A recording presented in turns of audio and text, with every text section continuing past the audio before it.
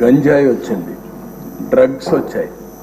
ఈరోజు నేను హామీ ఇస్తున్నా, ఎట్టి పరిస్థితుల్లో రాబోయే రోజుల్లో ఎవరైనా సరే గంజాయి అమ్మినా, గంజాయి పండించిన ఉక్కు పాదంతో ఈ ప్రభుత్వం అణిచివేస్తుంది.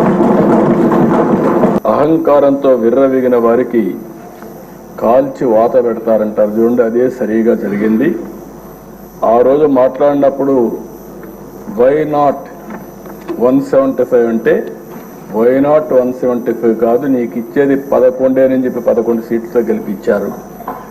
ఇంకొక పక్క ఇదే సీట్లో నేను చూశాను, మీ ప్రతిపక్ష స్థానాన్ని తీసేస్తామని చెప్పి హోదా తీసేస్తామని మాట్లాడారు.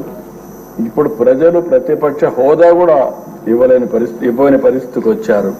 ప్రజలు ఒక చైతన్యంతో బాధ్యతతో ఓటేసి కూటమి ప్రభుత్వాన్ని గెలిపించారు.